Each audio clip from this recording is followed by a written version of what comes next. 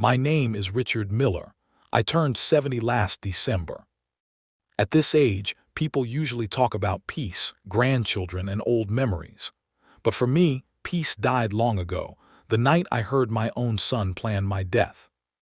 It was a cold Saturday night in Ohio. The house was silent except for the ticking of the clock on the living room wall. I lived with my son, Daniel, and his wife, Megan. After my wife passed away 10 years ago, Daniel was all I had. I sold my small farm, moved into his house, and trusted him completely. He told me, "Dad, don't worry about anything. You just rest now." And I did. I believed him like a fool. That night I couldn't sleep. My heart was restless for no reason. I got up to drink some water, and as I passed their room I heard Daniel's voice, soft but sharp. He said, "We'll do it tomorrow, Sunday. Everyone will think it's an accident." At first I thought maybe I misheard. Maybe they were watching a movie. But then I heard Megan's voice, cold and emotionless. She said, "We'll take him near the lake. You know he trusts you. He'll sit near the edge, and one push is all it takes." My hands started shaking. My knees almost gave out. They were talking about me, my own son planning to drown me. I pressed my back against the wall, my heart pounding like a drum. My breath became heavy, and I covered my mouth so they wouldn't hear me. Every word cut deeper than the last. Megan said, "Once it's done, we'll sell the house and the land. Nobody will question it. An old man slipping in water, it happens all the time." And Daniel replied, "Yeah, he trusts me too much. He won't see it coming." In that moment, everything inside me broke. The trust, the love, the years I spent raising him, sacrificing for him. I wanted to scream, but I couldn't. My tears fell silently as I realized I had been sleeping next to snakes for years. I went back to my room slowly, sat on the edge of my bed, and stared at the dark window. I could see my reflection, tired eyes, wrinkled skin, trembling hands, and one question kept echoing inside me. "Why, Daniel? Why would you do this to your father?" But that night my pain turned into something else. It turned into rage. The kind of rage that only betrayal can create. For the first time in years, I felt awake, truly awake. If they were planning my death, I would plan their downfall. And I would make sure they remembered that a father's curse is stronger than a son's greed. I stayed up all night, pretending to sleep whenever they walked by. Around midnight, I called someone I hadn't spoken to in years, Officer Carl Benson, my old friend from the neighborhood police department. He was surprised to hear my voice. "Richard, it's been forever, old man. What's going on?" I told him everything, every word I had heard, every whisper. He went silent for a few seconds, then said, "Stay calm. Don't confront them. Tomorrow we'll be there before they even know it." I hung up and closed my eyes. I wasn't scared anymore. I was angry and ready. The next morning, Daniel knocked on my door with a fake smile. "Dad, good morning. How are you feeling today?" I smiled back, pretending to be the same trusting old man. "I'm fine, son. You said something about a picnic." He grinned. "Yeah, we thought we'd go to Lake Silverwood. It'll be fun, just the three of us." Lake Silverwood, that's where they planned to drown me. The same lake where Daniel used to fish when he was little. I still remembered his small hands holding a fishing rod and his laugh echoing across the water. Back then, I used to think he'd grow up to be kind like his mother. But now, that same lake was going to be his crime scene. We packed some food, a small cooler, and drove out around 10 in the morning. The sun was shining, the birds were singing, and the world looked normal, but my heart knew what was waiting. Megan kept smiling at me through the rearview mirror. That fake smile, sweet on the outside, venom underneath. I kept my calm. I didn't let my face show anything. When we reached the lake, Daniel helped me step out of the car. The water sparkled under the sunlight. "It's beautiful, isn't it, Dad?" he said. "Yes," I replied softly. "It always was." He spread a blanket near the edge and offered me a chair. "Sit here, Dad. You'll get a good view of the water." His voice was calm, too calm. Megan opened the picnic basket, pretending to arrange sandwiches, but I could see her eyes. She was waiting for the moment. I played my role perfectly. I even laughed a little, told some old stories, and took a sip from the water bottle I brought. But inside, I was counting seconds. Around noon, I saw a police car quietly pull up across the road, hidden behind the trees. Officer Benson stepped out, pretending to take photos of the lake. He gave me a slight nod, the signal. I turned to Daniel and said, "You know, son, your mother loved this lake. She always said it brings peace to the heart." He smiled awkwardly. "Yeah, Dad, it's peaceful, all right." Then he stood behind me. I could feel his shadow. One more step, and he would have pushed me. But before his hands could reach my shoulders, a voice shouted from behind. "Police, step back." Daniel froze. Megan gasped. Two officers rushed forward, their badges shining in the sunlight. Daniel's face went pale as ice. "Daniel Miller, you're under investigation for attempted murder," one of the officers said. "We have reason to believe you plan to harm your father." Daniel looked at me, shocked, speechless. "Dad, you called them." I stood up slowly. My legs trembled, but my voice didn't. "Yes, son, I called them, the night I heard you plan to kill me." Megan screamed, "It's not true, we were joking." But Officer Benson pulled out his recorder. "We have everything recorded, ma'am, every word from last night." He had sent a small recording device earlier that morning, hidden near their car seat, capturing their conversation before they left. Daniel's face twisted with anger and fear. "You set me up." I looked him straight in the eyes and said quietly, "No, Daniel, you set yourself up when you forgot who gave you life." They cuffed him, and Megan started crying, fake tears that meant nothing to me anymore. As they drove away, I sat back down near the lake. The water rippled softly. For a long time I just watched it, the same water that could have swallowed me, now reflecting the blue sky above. I should have felt peace, but I didn't. There's no peace in seeing your own son in handcuffs. There's only a silent ache, and a burning question that never leaves you. Where did I go wrong? That night when I returned home alone, I sat in my chair and closed my eyes. The house felt empty again, but it was better than sharing it with traitors. I whispered to myself, maybe God wanted me to see the truth before it was too late. But I also knew this wasn't over. Megan was clever and she wouldn't stop easily. Revenge has two sides, and now hers was coming. That night after the police took Daniel, silence filled the house like a ghost. Every clock tick echoed through the rooms. Every shadow on the wall reminded me of what could have happened, how close I had been to death. I sat by the window with a blanket around my shoulders, watching the moonlight fall over the porch. For 70 years, I had lived with honesty and love. I raised Daniel with discipline, sent him to college, gave him everything I could. And yet, greed had turned him into something unrecognizable. But the strangest part, my heart still ached for him. The next morning the phone rang. I knew it would come, Megan's call. When I picked up, her voice was full of fake tears. "Mr. Miller, I didn't mean for any of this to happen. I swear I loved you like my own father." I stayed silent. She continued, "Daniel is scared. He said you misunderstood. Can't we just drop this? He's your only son." I finally spoke. "Megan, I heard every word that night, every single word." She paused, then her tone changed, cold, sharp, dangerous. "Then you'll pay for this, old man." She hung up. That was the real Megan, the woman behind the mask. And I knew from that second that this wasn't over. She would try everything to ruin me. Over the next few days, she started her game.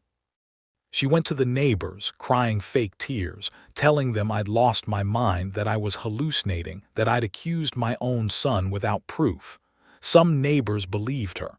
Some didn't, but the whispers began. "Poor old Richard," they'd say. He's losing his mind after his wife died." I could see the pity in their eyes. The same people who once admired me now crossed the street when I walked by. Then one evening, 2 officers came to my door again. "Mr. Miller, we received a complaint from your daughter-in-law," one of them said. "Complaint?" I asked, confused. "She says you threatened her, that you're unstable and might harm yourself or others." I laughed softly. "That's what she told you." They looked at each other. "We have to check, it's procedure." I let them in, showed them the house. Everything was neat and calm. They quickly realized the complaint was false, apologized, and left. But I could feel Megan's shadow everywhere. She wasn't done.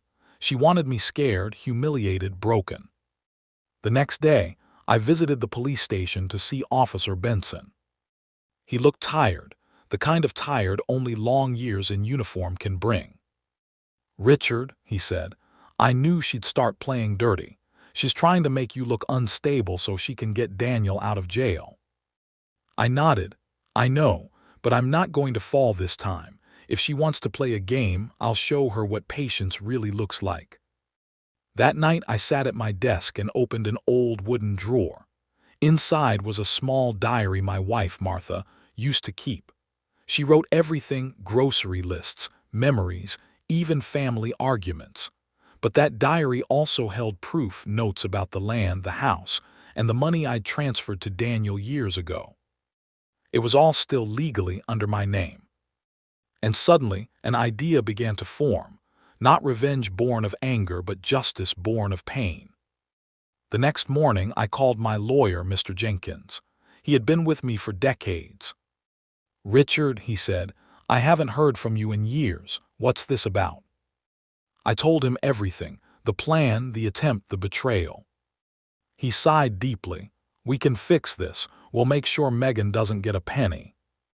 And that's what we did. By the end of that week, I transferred the property into a charitable trust, every cent I owned. I named it after my late wife, the Martha Miller Foundation for Abandoned Seniors.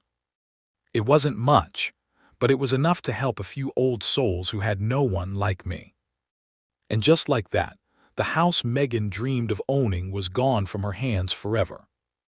When Megan found out, she came storming to my porch, her face red with rage. "You can't do this," she screamed. I stayed calm. "I already did. You ruined your own son's future." "No," I said quietly. "He ruined it the day he tried to take my life." She pointed her finger at me, shaking with anger. "You think this is over? You'll regret this, Richard." I looked straight into her eyes and said, "The day you planned to push me into that lake, you already lost." She left, slamming the door so hard that the frame shook, but I didn't move. I just sat down, staring at Martha's photo on the wall. "You see, Martha," I whispered, "I finally learned to fight back." Days turned into weeks. The court kept Daniel in custody. Megan tried to bail him out, but her lies started falling apart. The police had recordings, evidence, everything. Still, she didn't stop. She filed a case against me, claiming I was mentally unfit and dangerous. She tried to get control of my remaining finances, saying I needed a guardian. But I was ready this time. During the court hearing, I stood straight, wearing my old gray suit. The judge looked at me kindly. "Mr. Miller, are you sure you wish to represent yourself?" "Yes, Your Honor," I said. "I've been silent too long. It's time to speak." I told the entire courtroom the truth. Every detail, every lie, every tear I'd swallowed. The police confirmed the recordings, and the evidence spoke louder than my words ever could. When I finished, the judge stared at Megan with disgust. "This court finds no reason to doubt Mr. Miller's mental health," he said. "In fact, it appears he's been a victim of manipulation and attempted murder. Case dismissed." Megan's face went white. She looked at me with hatred, pure, burning hatred. And I just smiled. Because that day, justice didn't shout, it whispered. But even after the judgment, peace didn't come easy. Sometimes at night, I'd wake up and think I heard Daniel's voice, little Daniel, calling me from the porch, "Dad, come play." And then I'd realize that boy was long gone. The man he became had buried that child under greed. A week later, I got a letter from the prison. It was from Daniel. I opened it with trembling hands. The handwriting was shaky, almost like his when he was a kid. "Dad," it said, "I don't know what to say. I don't expect forgiveness. Megan told me we'd get the money and you'd never suffer. She made me believe you'd be happier gone. But now, sitting here in this cell, I see your face every night. I see Mom, too. I don't know who I've become. I'm sorry, Dad, I really am." Tears filled my eyes. I folded the letter and pressed it against my chest. Forgiveness is heavy, heavier than hate. But that night, for the first time in years, I prayed for my son. Not because he deserved it, but because I needed to free myself. Still, something inside me whispered, "Megan isn't done." And I was right. 2 weeks later, I came home to find my front window broken. The word liar was spray painted on my wall in red. My old photo frames were smashed on the floor. I knew exactly who had done it. But I didn't call the police this time. No. This time, I decided to end it my way. I cleaned the house calmly, picked up the broken glass, and sat down at my desk again. I opened my camera drawer, the one Daniel never knew about. Inside was a small USB drive. I'd been keeping it safe for years, just in case. It contained recordings, photos, and evidence of all the financial fraud Megan had done using Daniel's name. Money laundering, tax evasion, things she'd made Daniel sign without realizing. It was time the law saw her face clearly. The next morning, I handed that USB to Officer Benson. He smiled sadly. "Richard, you're sharper than half the detectives I know." I said, "No, Carl. I just learned to stop trusting shadows." That evening, the police raided Megan's place. By nightfall, she was in custody, charged with fraud, forgery, and evidence tampering. I sat on my porch watching the sunset. The orange light fell across the street as the sirens faded in the distance. I didn't smile, I didn't cry, I just whispered, "It's over, Martha, it's finally over." Or so I thought. Because sometimes, endings come wearing silence. But darkness always waits for another chance to rise. When the police took Megan away, I thought the storm was over. I thought life had finally given me a moment to breathe again. But peace never stays long when your home has already seen betrayal. That night after the officers left, I sat alone in the quiet house. The clock ticked like it always did, slow, steady, cruel. The wind outside carried the sound of sirens far away, and for the first time in months, the house was completely mine again. No voices whispering lies, no laughter that hid evil, just silence. I made myself a cup of black coffee, sat by the window, and stared at the road. The same road where, just weeks ago, police cars had taken my own son away. Sometimes when I looked too long, I could almost see him, the young Daniel, 10 years old, running after his red ball, shouting, "Dad, catch." Back then, the world was so simple. He used to say, "I'll never leave you, Dad." Funny how life can turn that promise into a curse. It was close to midnight when I decided to clean Daniel's old room. The police had already searched through it, but I wanted to touch his things to remind myself that once he was still my little boy. The room smelled faintly of his cologne. His old baseball glove sat on the shelf. There was a family photo, me, Martha, and Daniel, smiling near Lake Silverwood, the same lake he later planned to use to kill me. I picked up that photo, and a single tear fell on the glass. "Why, Daniel?" I whispered. "What did I do so wrong?" As I started dusting the drawers, I noticed something behind the old dresser, a small brown envelope, almost hidden against the wall. I pulled it out carefully. It had my name written on it, Dad. The handwriting was Daniel. It was neat, sharp, and familiar. It was Megan's. My heart started to beat faster. I sat down on the bed, opened the envelope, and unfolded the letter. The paper smelled faintly of perfume, her perfume. At the top, written in blue ink, were the words, "If you're reading this, Richard, it means I failed." I frowned and began to read. "You think I'm a monster. Maybe I am. But before you let the world paint me as the devil, you should know something. Daniel wasn't always yours. At least not fully. When you were working 2 jobs and your wife Martha was alone, she found comfort in someone else. A man named Mark Simmons. He was my father." My hand froze. The letter shook between my fingers. I read again slowly, making sure I wasn't hallucinating. "Yes, Richard, I am Martha's secret. And Daniel is my half-brother. You raised him, but he never knew the truth. My mother told me everything before she died. I came into Daniel's life for revenge, not against him, but against the man who took everything from my family. You. My father drank himself to death because Martha never chose him. She chose you. I wanted to make you feel the same pain he did, losing everything you loved." The words blurred as tears filled my eyes. Martha, my Martha. The woman I buried with my own trembling hands. The woman whose last breath I held in my arms. Had she betrayed me too? My chest tightened. I couldn't breathe. I folded the letter, placed it on the bed, and sat there staring into the darkness. My world, the one I thought was built on love and sacrifice, had just cracked open like a coffin lid. Megan's words echoed in my head. "I wanted you to feel the same pain." So that's what this had all been about. It wasn't just greed. It was revenge, generational revenge, passed down from a lie buried 30 years ago. I wanted to scream, to curse, to tear that letter apart, but I didn't. Because deep down, a part of me understood. Hurt people hurt others.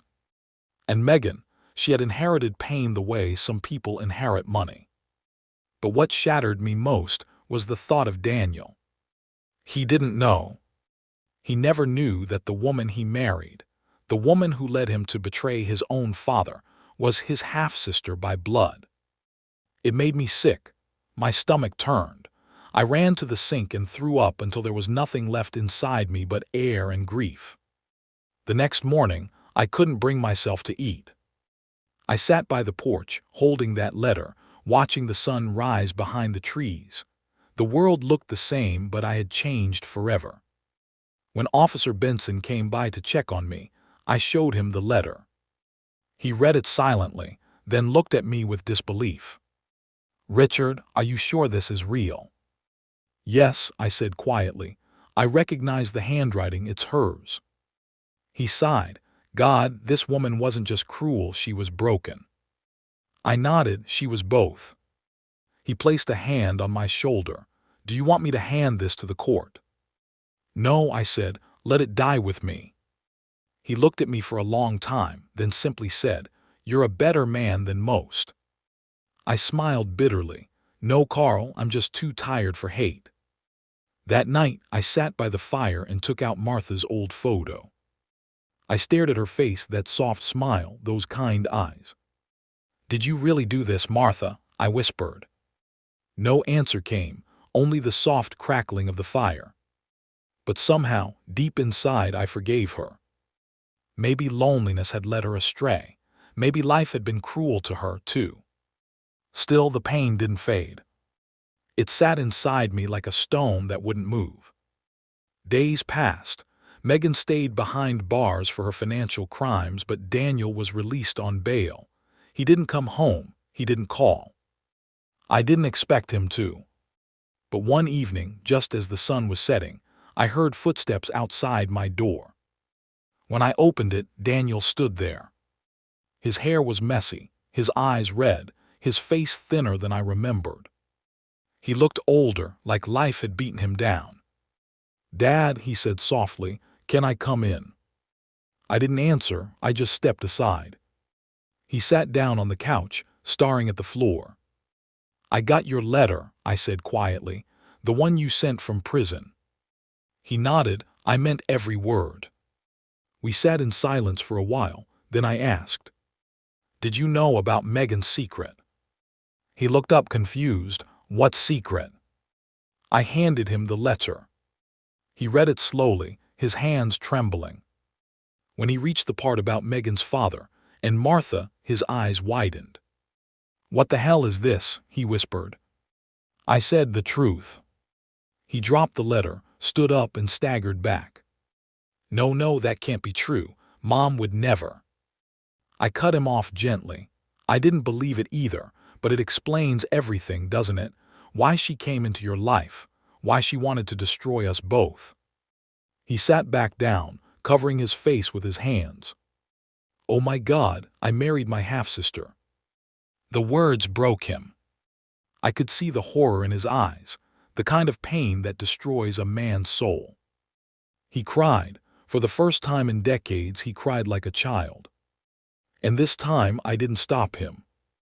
I just sat beside him, placed my hand on his shoulder, and let him cry until the storm inside him passed. After a long silence, he whispered, Dad, I deserve to die. I shook my head. No, son.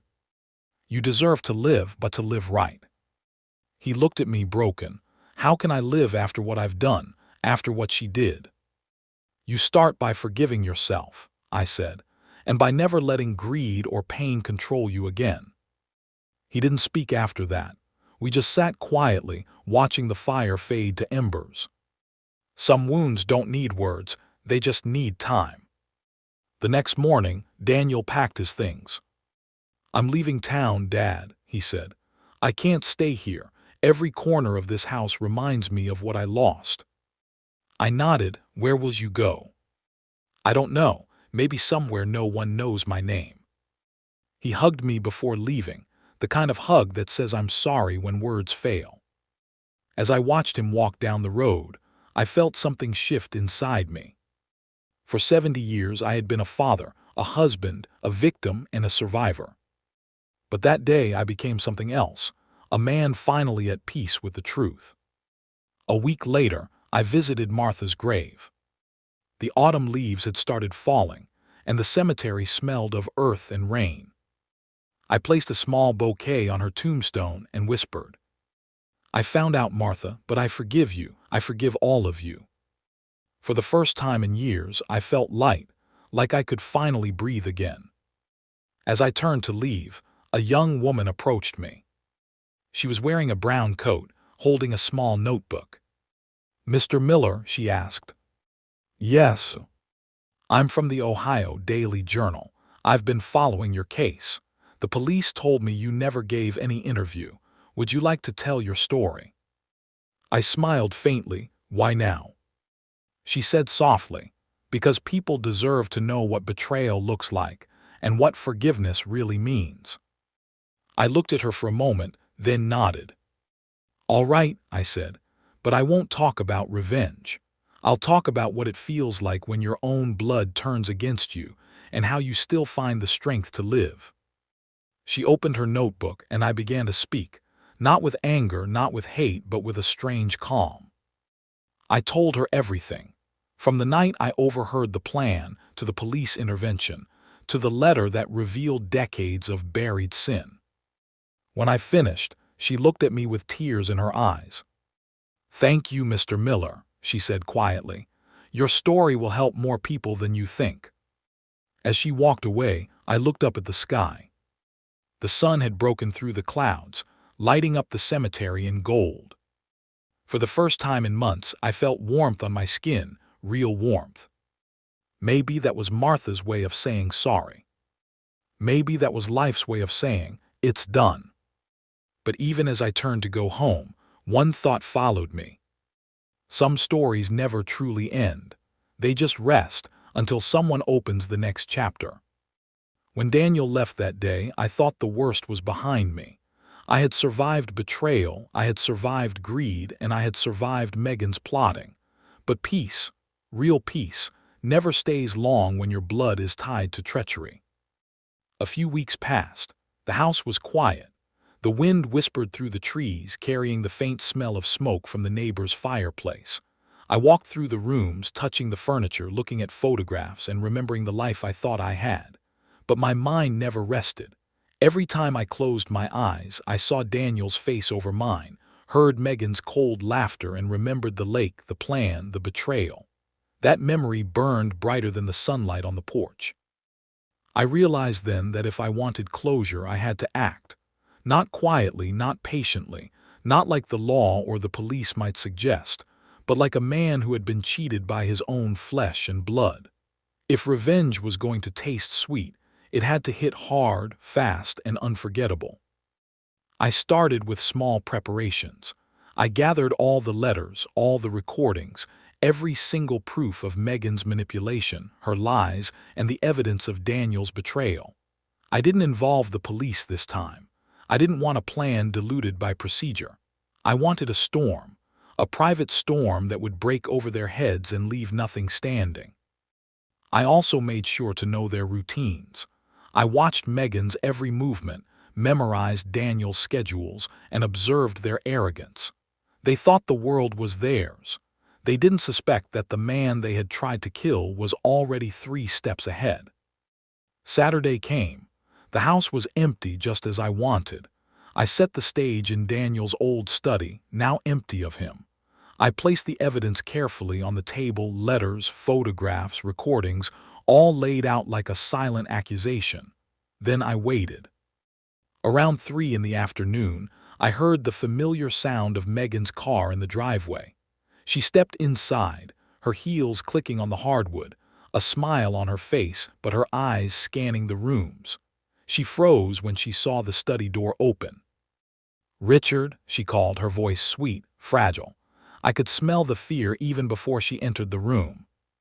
"Come in, Megan," I said softly, almost too softly.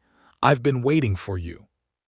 Her smile faltered. "Waiting for me? I didn't think you'd be here." "I always am," I said, "especially when people try to destroy me." Her breathing quickened. She took a step forward and then stopped, noticing the table. Her eyes widened as she saw everything laid out.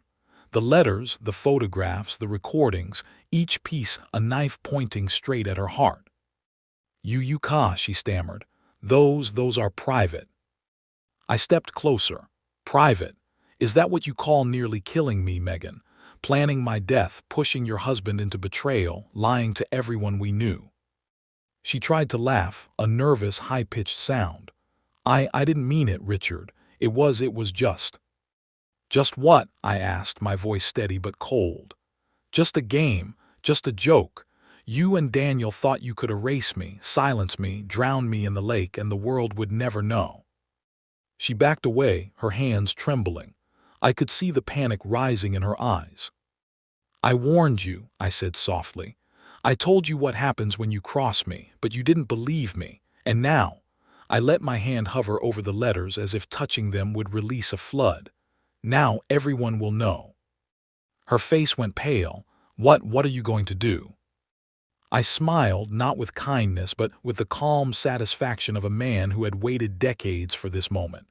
"I'm going to show you the truth. Not quietly, not secretly. Publicly." Before she could respond, I pressed a button on the small device I had hidden in the study. The speakers in the house clicked on, and Megan froze as her voice, her plotting voice, filled the room. The words she and Daniel had whispered on that Saturday night echoed, loud and clear, every sentence dripping with greed, cruelty, and betrayal. Megan screamed. "No, you can't." She tried to run, but I blocked the doorway. I continued, calm, deliberate. "And Daniel, I hope you hear this wherever you are. The world now knows your plan. Everyone will know you tried to kill your father. And Megan, you will face the law for your crimes." Her knees buckled and she sank to the floor. I could see the fear in her eyes, raw and untamed. For the first time, she realized she was powerless. I picked up the letters one by one, reading aloud the parts that mattered most. Each confession, each lie, each act of betrayal echoed through the room. Megan clutched her head, crying, shouting, begging, but I didn't stop. The sound of her panic, the raw emotion, was the justice I had been waiting for. Then I reached the recordings. I played them, and her own voice, her plotting voice, filled every corner. "We'll take him near the lake. One push and he'll be gone." She shrieked, covering her ears, but there was no escape. Every lie, every betrayal, every plan to destroy me was now exposed, and there was nothing she could do. I stood there quietly, letting her crumble under the weight of her own actions. I didn't gloat. I didn't laugh.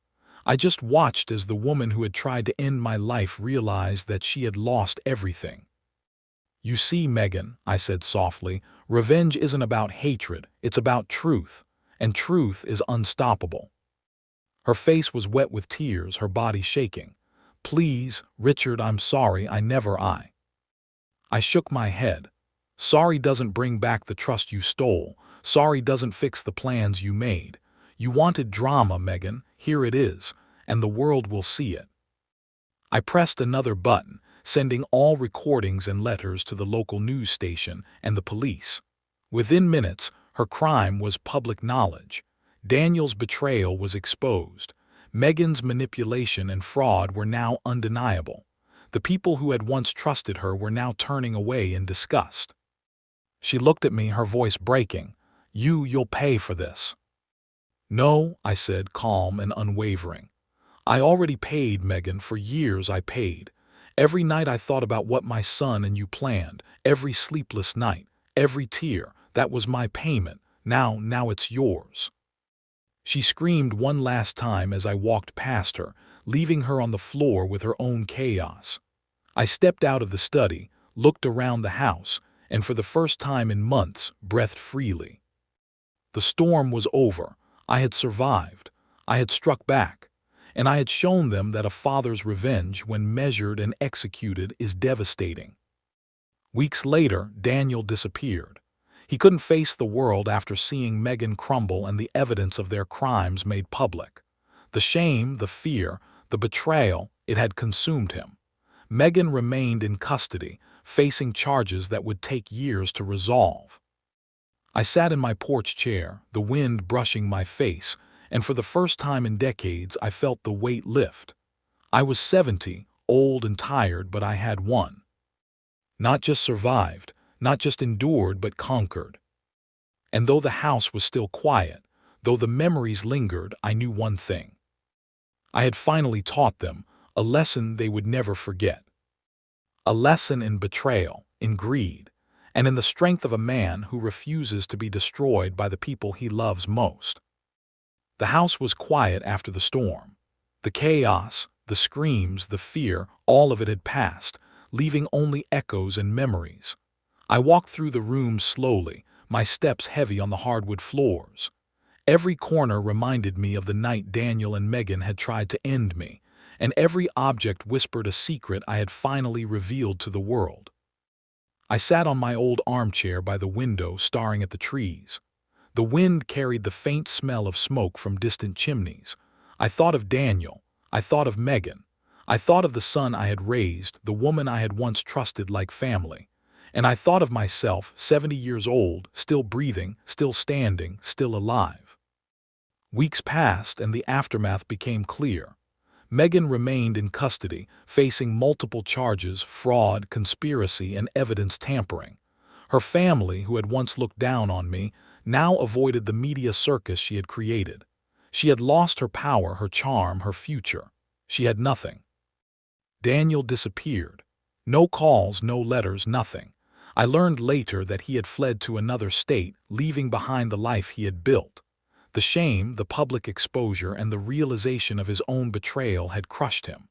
My heart ached for him, the son I loved, the boy who once ran to me with a red ball. But I couldn't cry for him. He had made his choices just as I had made mine. I spent my days tending the house and my small garden, finding solace in routines and the quiet hum of life. Some nights, I sat by the fire, Martha's photograph on the mantel, and whispered apologies to a wife who had kept her secrets until the end. I forgave her in my heart, not because she deserved it, but because I needed peace. One morning, a letter arrived, no return address. I opened it carefully, expecting another threat, another lie. Instead, it was Daniel. "Dad, I don't deserve your forgiveness. I don't even know if I can forgive myself. I've been wandering, trying to make sense of everything. I hope you're well. I hope someday you can find peace. I'm sorry for everything." I folded the letter and held it to my chest. I didn't cry. I didn't smile. I just felt a quiet weight lift like a storm passing over a long, dried field. He was alive. That was enough. The world moved on. Neighbors returned to their routines, gossip died down, and my name was no longer whispered in pity or fear. I was still Richard Miller, 70 years old, alive and unbroken. I visited the lake, the one where Daniel and Megan had planned my death. The water was calm, reflecting the autumn sky. I threw a small bouquet into the lake, one for Martha, one for the son I had lost, one for the man I had fought so hard to protect. The flowers floated for a moment before sinking, like secrets that had finally found rest. I realized something then. Revenge had been sweet, but survival had been sweeter. I had survived betrayal, deceit, and the cruelest plots imaginable. I had faced death at the hands of my own son and daughter-in-law. I had seen the truth, the letters, the lies, the confessions, and I had acted. I had struck back not out of blind rage, but out of necessity, out of the instinct to live and to protect what was mine. And yet peace was fragile. Even now, as I sat in the quiet of my home, I knew the scars would remain. I would remember Daniel's face, Megan's screams, the night my life hung in balance. I would remember every betrayal, every lie, every secret. But I would also remember my strength, my courage, and the fact that I had survived. Sometimes at night I dream of Daniel as a boy, running with his red ball. I reach out and he smiles, unaware of the man he would become. I wake with a bittersweet ache, a mix of sorrow, relief, and gratitude. I am 70, old and tired, but I am alive. I am free. And I have learned that life, no matter how cruel, can always be fought back with patience, courage, and a steady heart. Megan and Daniel will face the consequences of their choices. I will continue to live, to remember, to honor Martha, and to treasure the quiet moments that remain. The storm has passed. The house is silent. The truth is known. And I, Richard Miller, have finally found my place in a world that once tried to destroy me. Because some battles are won not with strength alone, but with the knowledge that survival, justice, and truth are the ultimate revenge.